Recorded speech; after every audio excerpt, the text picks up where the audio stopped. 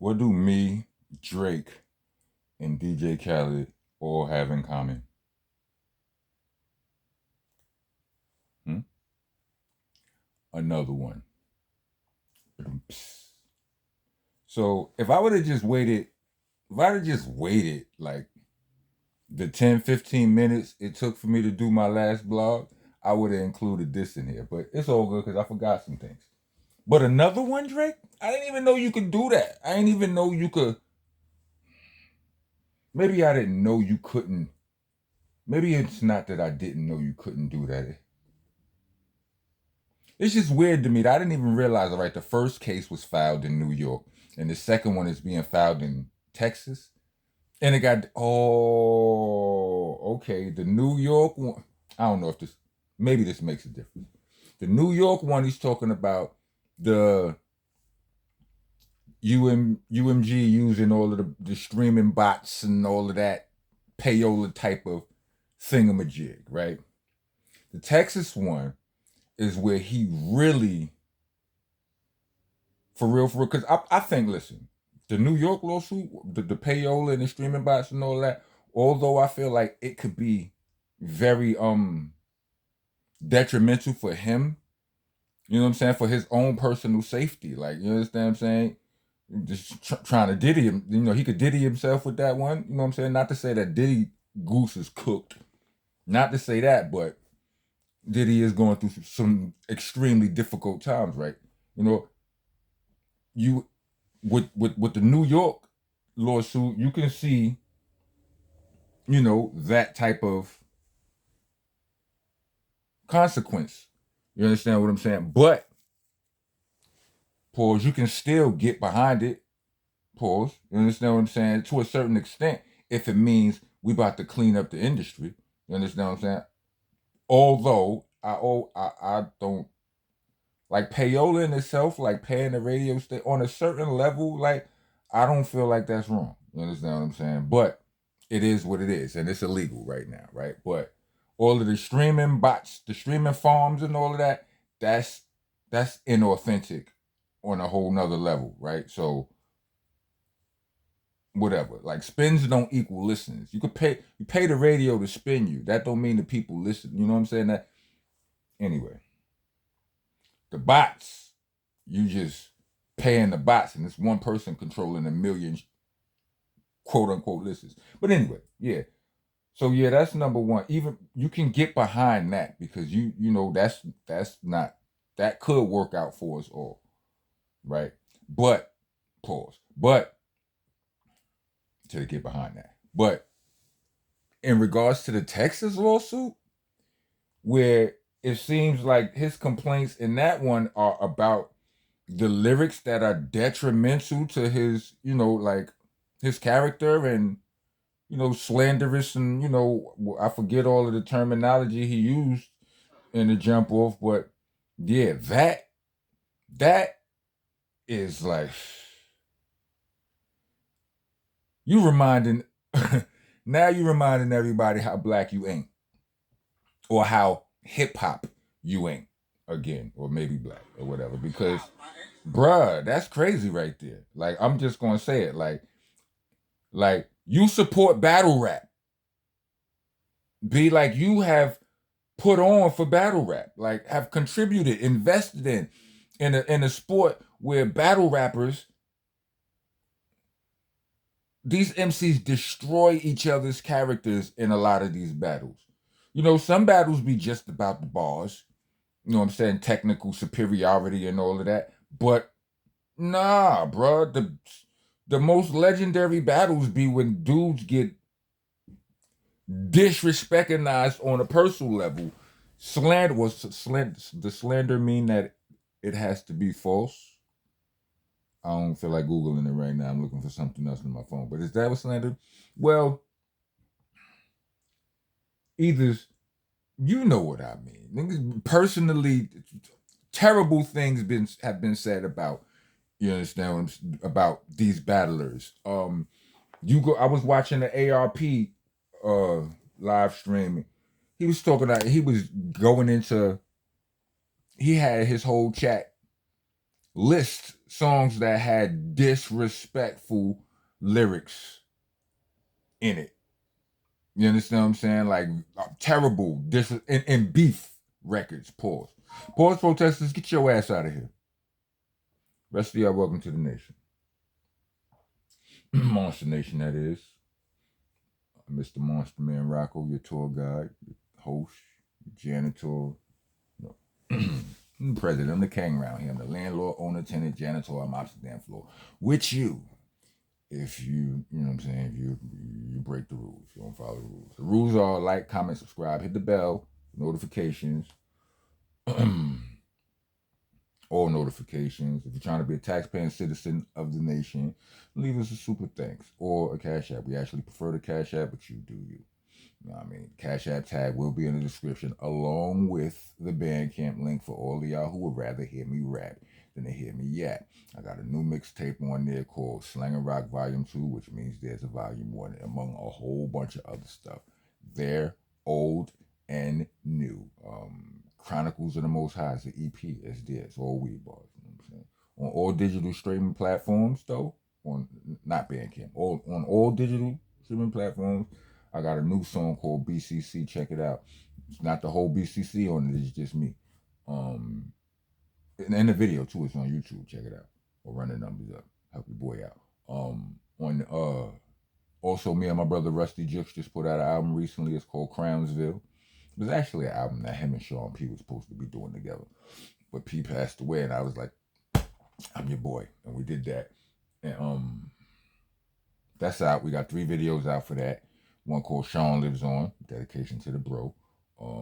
What You Call Strength, which actually does have the whole BCC on it, and the title song Crownsville. We will be shooting more videos, but like 2 more joints. Be on the lookout for that. I think I got all that out the way. You know what I'm saying? So yeah, as I was saying, what ARP was saying, like, it's he had his chat all listing songs of battle, like beef records, pause, where they said foul things. You understand? And they was coming up with all kind of Tupac, Ice Cube, Nas, Jay, I 50, Ja, well 50 did more, and Eminem, like all these people have said wild things about their competitors, defamation of character, whether it was true or false. It don't really matter in a battle. You understand what I'm saying? Nobody filed a suit about the harsh language.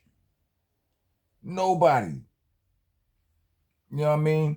You've been a contributor to battle rap. Battle rap. Math Hoffa has been reported as saying the reason he left battle rap was because he got tired of listening to some of the terrible things that people were saying that weren't even true. So he gracefully bowed out. But he didn't sue the dudes who said the things to him.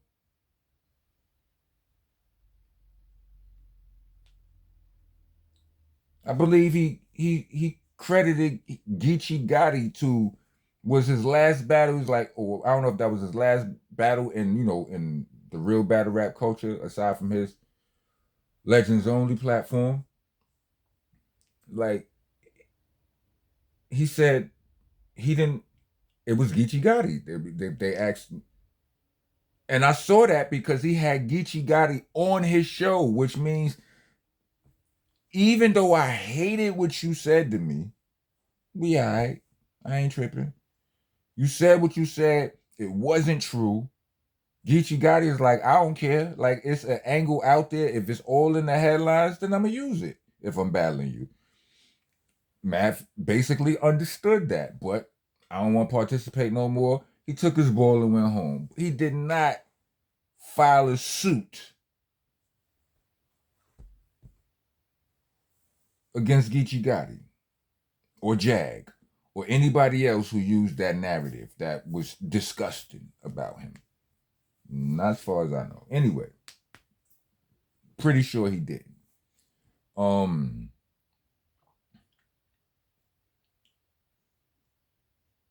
And yeah, another thing I know which some brought up, which on the other side, like as far as the New York lawsuit that Drake has filed, I feel like it was noteworthy.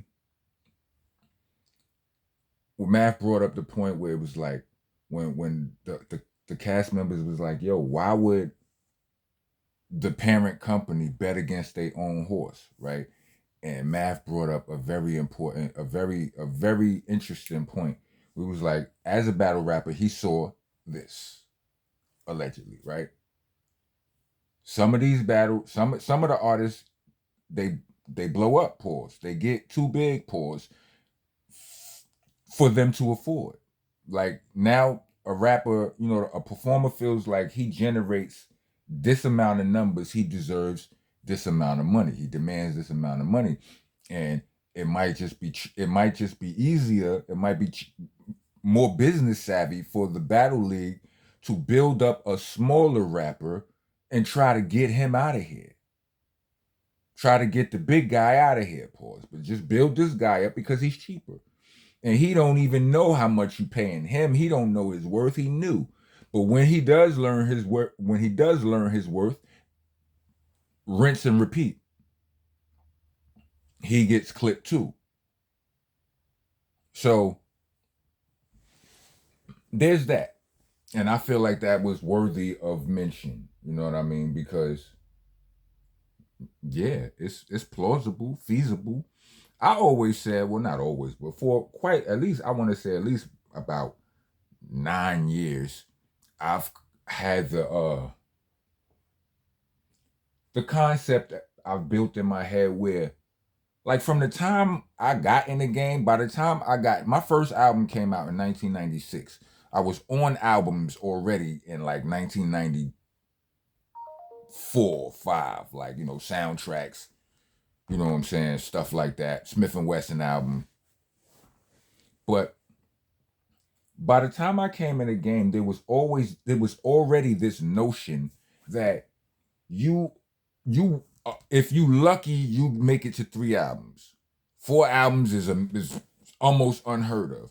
You get 2 albums if you good, and it was just this notion that was pitched to us that longevity was very fickle. You wasn't, nah. Get what you can get, but don't quit your day job, basically. But I was never really a believer of that. I was always a defiant little nigga, right? But it was like I would look by that time. LL had already had 4 albums, so in my mind it was like maybe that's true for the regular niggas, not if you special. You understand what I'm saying? So I didn't take that fate as being mine, but that was the fate that they was trying to push on us, right? Or the narrative they was trying to push on us, and as I got through the game, as I moved and grooved through the game, I noticed a certain pattern of how MCs would come in, pause, blow up, and then like their first album would be crazy, right? Like a 50 Cent, whoever, a lot of these dudes, right? Their first album be the hardest shit in the world because they came from the street, they coming from the struggle, so their first album will represent the struggle, and that's what will blow them up. They will blow all the way up, right? Pause, and then before you know it, now they don't went platinum, double platinum, or whatever, diamond, whatever. You understand? Like in 50 case, when you get to your second album, the label starts talking about, all right, first of all, your lifestyle changes some, right? You know what I'm saying? You not in the struggle no more. This, that, and the third. So but your mentality hasn't completely changed yet. You still feel like you from the hood. You still got your hood homies with you. You probably still got connects. Or you understand what I'm saying? All of the niggas that come on tour with you probably still from the hood. So you still connect. You still feel that way. But your label starts to pretty you up to make you white famous. Forgive me for saying it. It just is what it is.